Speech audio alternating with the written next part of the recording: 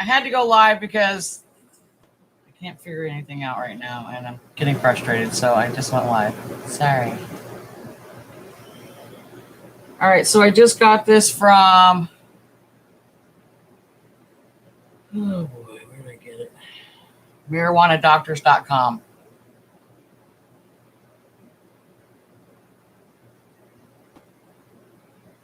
The Ninth Circuit voted on this today, whether to make cannabis rescheduled. I can't read this, so hang on. Yeah, I'm old.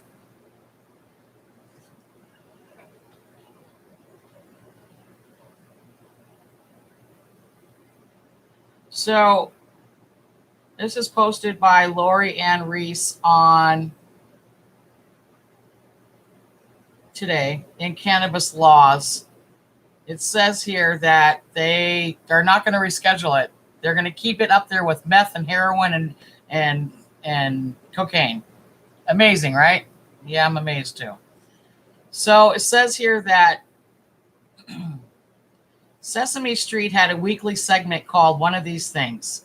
Can you hear the song in your head? It went like this. One of these things is not like the other. Some of these things are kind of the same. You guys all remember that song, right? All right, so this is how many people feel, but not the DNA, about cannabis sitting as a Schedule I drug with cocaine, heroin, and meth. The ongoing effort to have the federal government reschedule cannabis went up in smoke today on August 31st. Okay, so that was like 7-8 days ago. To 2021. It was the conclusion to an appeal by Dr. Suzanne Sisley to have cannabis removed from Schedule I category of the U.S. controlled substance list. What was behind the very publicized fight in the Supreme Court against the DA? The right for researchers to provide what federal government has asked for, evidence-based research about medical marijuana. And American researchers are not backing down. You know that marijuana has been researched more than any other plant. Any other plant. The case was originally brought by Jeremy Bowers, MMJ patient, and an inmate in the California penal system named, I'm going to screw this name up, Stephen.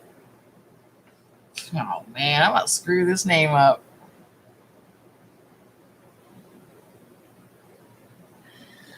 All right. The appeal was launched by Dr. Susie Sisley in June 2020. It goes on about her. All right. She's been conducting controlled trials of smokable cannabis, including vapor intake, to give it evidence-based data that FDA has demanded. Dr. Sisley aims to move whole flower and raw cannabis through the FDA drug approval process to remove the restrictions for medical use. We're already using it for medical use. Have you asked yourself why there aren't many long-term studies of cannabis and health and human health in the United States? It was because until this year, 2021, the U.S. federal government has had an iron grip and a monopoly on all cannabis that can be used for research. That's right. Sounds complicated, right? Here's how it works. If you are a privately funded or federally funded research team, you can only get cannabis from one source.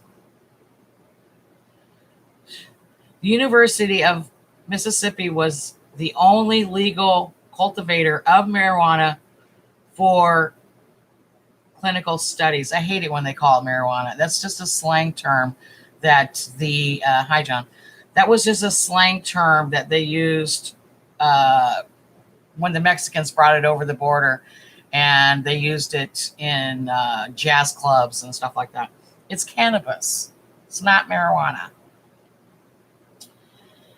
Oh, where was I? All right. It was authorized under the National Institute of Drug Abuse, the NIDA, drug supply program.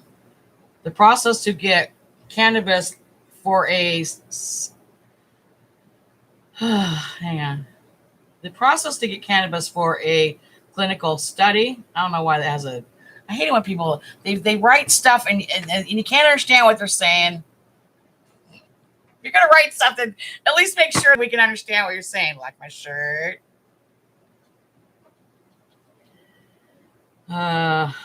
Arduous would be an understatement. And then, even if you were permitted to purchase cannabis as a researcher, there was a waiting list. Really? Because it grows right on the ground. It grows right in the ground.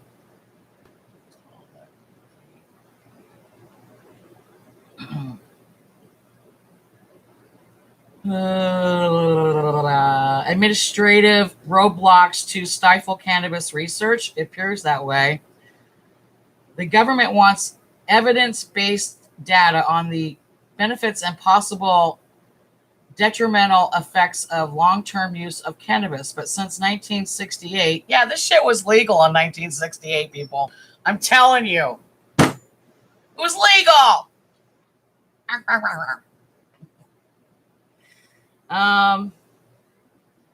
But since 1968, it has also maintained a monopoly on cannabis cultivated for science studies, asking for something and then making it virtually impossible to achieve. This is coming from medicalmarijuanadoctors.com. One problem with using Mississippi as the pot farmer for American study was the university didn't do an excellent job keeping up. Of course, the strains of cannabis that the University of Mississippi has grown, the highest potency was only 6.7 THC. Jeez, man. I mean, what did I just get? I got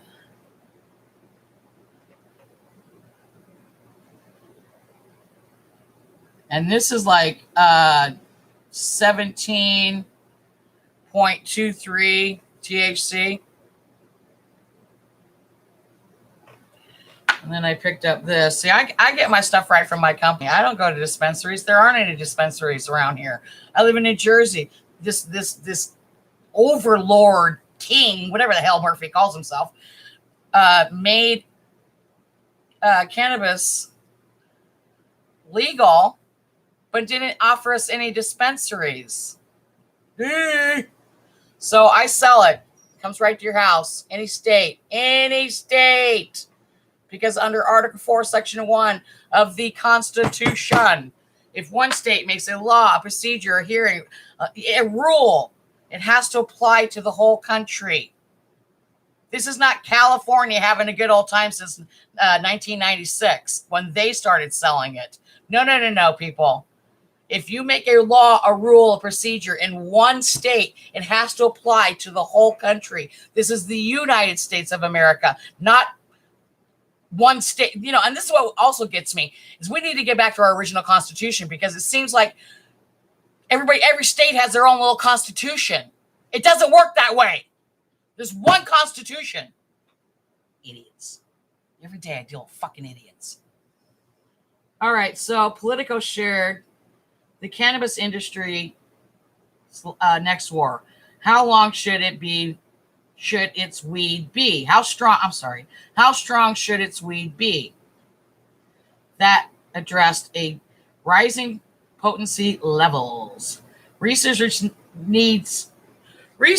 need more potential potency cannabis to I hate this person, right? I don't know who wrote this shit.